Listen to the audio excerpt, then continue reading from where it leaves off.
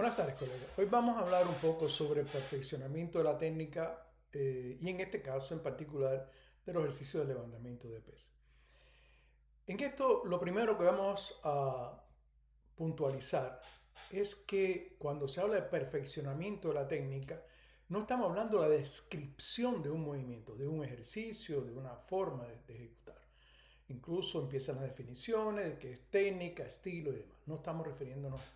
Cuando hablamos de perfeccionamiento de la técnica, es a partir de cómo hacer más eficiente la aplicación de fuerza o la ejecución de los movimientos para lograr el efecto que nosotros deseamos. O sea, que no es una cosa, cuando hablamos de perfeccionar, no es describir, es perfeccionar, es buscar la calidad, la eficiencia durante un proceso o un ejercicio. Esto tiene sus antecedentes, por ejemplo, en la parte rusa, a los estudios de Lev Gast. Lev Gast fue el que fue médico, fue pedagogo y a su vez fue un especialista de la época del zarismo. Esto se empezó a desarrollar en el siglo XIX, o sea, en 1800 y tanto, y en el que él empezó a analizar los ejercicios no desde el punto de vista como médico natural de esa época, sino desde el punto de vista funcional, y ahí surge lo que llamaron o se llama actualmente la anatomía funcional. O sea, si al principio la anatomía era descriptiva, bueno, el hueso, las características del hueso, músculo y demás, ya él empieza a verlo desde el punto de vista del movimiento, empieza a combinar, a enlazar el ejercicio con las funciones del organismo humano. Comienza un desarrollo distinto en lo que es el estudio o el perfeccionamiento de los ejercicios. Lefgast, como médico, se inclinó a cómo buscar a través de los ejercicios mejorar la salud del hombre, por cuanto en primer lugar era médico. Y creo, de ahí que viene la creación de ese sistema de educación física muy interesante en la época incluso del zarismo. Ya después, alrededor del año, los años 1927, 1930, hay un resurgir de estos estudios, pero ya en el campo de lo que son los deportes. Ya estaban creándose, estaban los primeros grupos de especialistas estudiando cómo hacer del deporte una actividad más profesional. Estamos refiriendo entonces ya en el campo ya estaba la Unión de Repúblicas Socialistas Soviéticas. Pero el inicio de buscar cómo perfeccionar, reitero, era sobre la base de la aplicación de la mecánica en los ejercicios. Esto, consecuentemente, no cumplía con todos los objetivos de lograr el perfeccionamiento. Incluso en muchas ocasiones se llegó a la duda de que, bueno, si perfeccionaba la forma que se estaba analizando o no. Incluso ya años más tarde, cuando comienzan a hacerse el estudio de los ejercicios, ya no solo en el orden de lo que era la salud, sino ya en el orden profesional. Empieza lo que es la aviación, mucho más exigente para los pilotos, los submarinos, que eran ya condiciones extremas en producto precisamente de estar dentro del submarino, hace que se comience a vincular un poco más otra ciencia en el análisis de cómo perfeccionar un movimiento.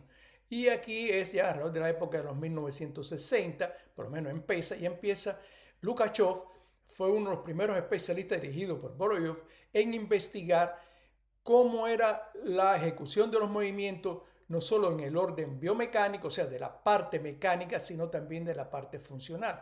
Él aplicó unas técnicas de electromiografía durante la ejecución del movimiento, creo que fueron 12 electrodos, o sea, músculos que se investigaron.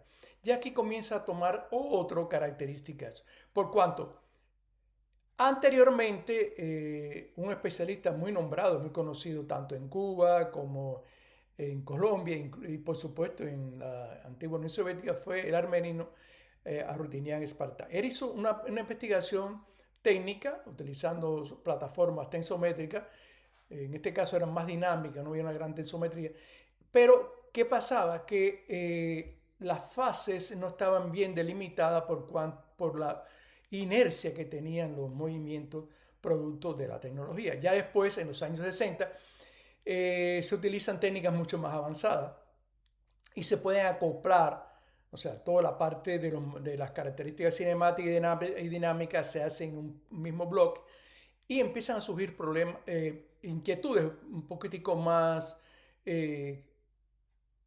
ligadas a cómo perfeccionar el movimiento. Una de las primeras que surgen es que no había coincidencia entre los picos electromiográficos y los momentos de fuerza máxima. O sea, ya aparecía primero lo que era la contracción y después secundaba a ese proceso lo que era la dinámica. En nuestra tesis doctoral en 1981 ya esto estuvo mucho más evidente por cuanto pude utilizar tecnología aún más avanzada y llegamos a la conclusión de que el proceso se inicia en el músculo, de eso no hay nada nuevo, pero lo que sí depende es la mecánica de la contracción muscular, es la que da como efecto el tipo de fuerza, el tipo si es fuerza rápida, fuerza de resistencia, surge a partir de la mecánica en la contracción. Si en el levantamiento de pesas estamos haciendo estudios en otros deportes, quizás con más énfasis estaba el atletismo. En los centros de investigación del deporte, básicamente que el central que está en Moscú, empezaron a investigar cómo mejorar los resultados en los saltadores. En aquella época, bueno, estaba Brummel. Y cómo ligar el perfeccionamiento a través de los ejercicios complementarios. Las pesas tenían un factor importante. Se consideraba que los ejercicios, básicamente lo que era la cuclilla, sentadilla, era uno de los ejercicios básicos. En los lanzamientos también, todavía se hablaban de lo que era el press. Bien. Pero el grupo, básicamente lo que fue Osolin, el Ratov, se fueron también a incluir dentro del análisis lo que eran las características de la contracción muscular. Y por ejemplo, vamos a encontrar esto. Las características de los saltadores largos, el momento de despegue, es bien diferente a lo que es a lo que fue ya, que surge más o menos en la época final del 66. En el 66 empieza un tipo de salto que le llaman Fosbury o flop, que realmente él no es el primero que practica este salto, es un canadiense, el que primero comienza a utilizar el tipo de rotación de salto. Y se ven que las formas en el despegue son totalmente distintas. Si en este es un despegue de talón punta, en el flop es una rotación sobre la punta de los pies. Años más tarde, hablando ya en los 80, también se investigó esta forma de despegue en el voleibol. Hay un cubano, el Pedro Hernández, que en paz descanse, investigó cómo eran los desplazamientos utilizando este tipo de despegue rotacional, no de talón a punta. Por supuesto, hay diferencias en lo que es el característica del despegue. Si en este tipo de despegue, de flop, de salto alto, la carrera de impulso es menos rápida que en el salto largo, sin embargo, la velocidad vertical en este es mucho más alta que en el horizontal. Lógicamente, la intención aquí es un vector de buscar altura y en este aquí de desplazamiento horizontal. Esto provocó o estimuló también, por ejemplo, y en mi caso estaba, en que cuando se analizaba los ejercicios en el levantamiento de pesas había un problema y era que el tiempo de empuje al final de la extensión de las piernas era un tiempo que, lejos de aplicarse fuerza, se estaba perdiendo tiempo para pasar a una segunda fase. Y por supuesto, ya estábamos también viendo que las características de la contracción muscular tenían mucho que ver con lo que era la proyección de fuerza.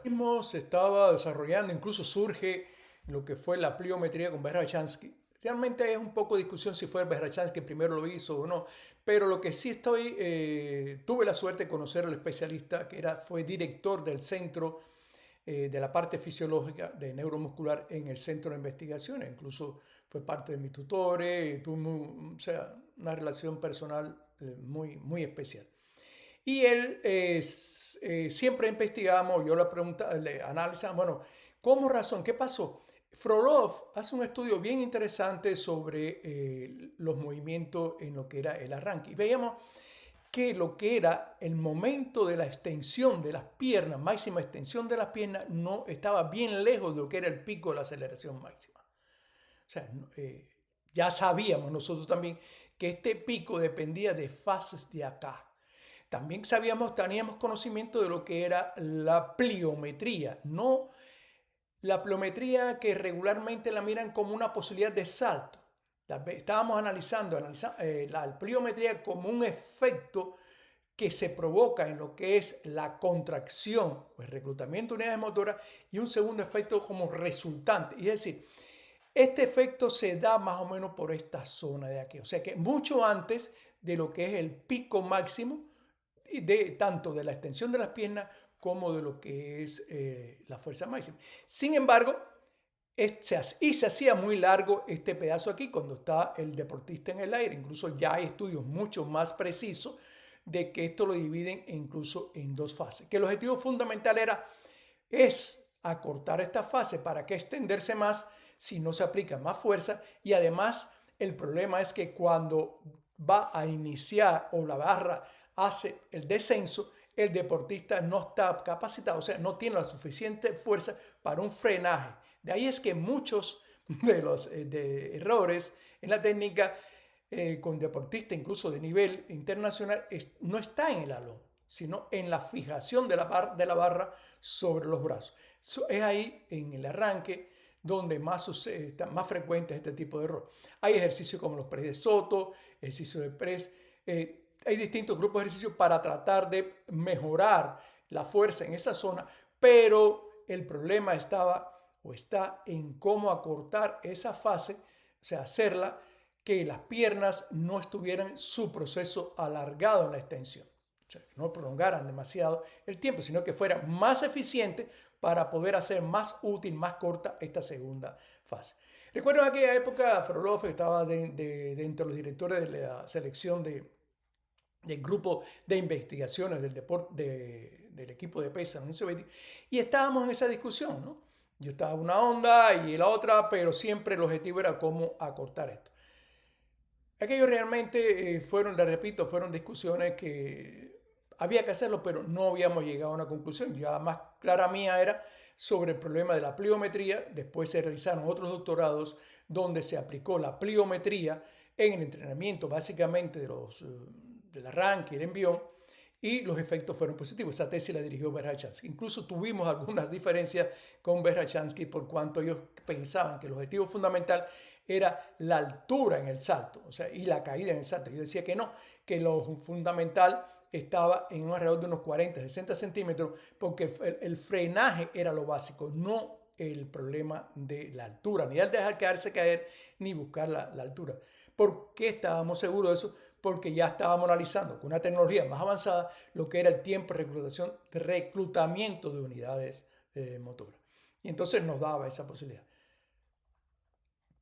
O sea, que esta no comenzábamos, que esto sí se realiza, incluso en muchas tecnologías, en muchos descriptivamente analizan que esto es lo ideal. Nosotros ya sabíamos, o sea, sabía que esto no era lo ideal. Lo ideal tenía que ser otro proceso. Y este proceso lo encontramos más años, lo hemos encontrado y visto, por ejemplo, en deportistas que hacen el sistema, la forma de rotación. También hubo una tesis doctoral que analizó lo que era la aceleración de forma independiente, la aceleración de la barra y la aceleración del cuerpo y los desplazamientos del pie y encontraron que efectivamente el desplazamiento, la rotación sin llegar a la altura máxima, o sea, sin la extensión total del pie, era mucho más efectivo en lo que era el aprovechamiento o en la aplicación de la fuerza. No es que se aplique más fuerza, es que se hace mucho más eficiente esa aplicación del potencial. Un ejemplo en el cual podemos mostrar que es una alta efectividad es la de la recordista mundial, ya fue sancionada por doping, todo eso, pero realmente sus marcas son de excepción, ¿no? Y no creo que tenga mucho que ver con el doping, ¿no? Es más bien otros factores tienen que ver con el doping. Ella fue recordista mundial en arranque, 155 kilogramos y 193 de envión. Esto fue en el 1994. Cifras y las realizó muy fácil en ese campeonato. Pero cuando analizamos la forma de ella, vemos de cómo realizar la extensión de las piernas, vemos que es totalmente diferente a los que recomiendan muchos observadores, ¿no? Que analizan la técnica de los movimientos desde el orden descriptivo y analizando únicamente el factor mecánico. O sea, tratan de deducir lo que está pasando durante la ejecución del movimiento y están muy lejos realmente de cómo buscar un perfeccionamiento. Lejos de encontrar un perfeccionamiento, si bien están aprovechando un potencial de fuerza que tienen, en este caso en las piernas, no están aprovechando de manera eficiente ese potencial. No es que van a aplicar más fuerza, sino que van a hacerla mucho más útil esa aplicación. Y para eso vamos a ver la secuencia de esta deportista para darle un poco mejor la impresión. Esto no solo tiene que ver con el problema de la ejecución del movimiento, sino en particular lo que es la metodología de la enseñanza. La forma de metodología de enseñanza que incluso en otras ocasiones hemos hablado de ella, surgió a partir de precisamente este tipo de discusiones. El especialista que desarrolló su tesis doctoral en esto, estuvimos muchas veces conversando, incluso él no era de Moscú, yo estaba en Moscú, pero cuando vio las discusiones que teníamos, incluso estaba preparando su doctorado a discutir cuál era lo fundamental a enseñar durante la metodología de enseñanza. Yo le planteé la teoría que era precisamente el aplicar el máximo potencial de fuerza, pero le sugerí que eso hubiera sido a partir de que fuera más eficiente. De ahí que los ejercicios que él propone no es solo que sea la inversa, sino haciendo énfasis en el salto, en el despegue. Desafortunadamente piensan que hacen el despegue como si fuera salto largo y no como es un salto de altura. Esa experiencia que se tomó del atletismo realmente y que se aplicaba en otros deportes realmente debe ser uno de los paradigmas o es uno de los paradigmas para que a deportistas con el mismo potencial de fuerza en las piernas sean mucho más eficientes que otros. Muchas gracias. Veamos el video.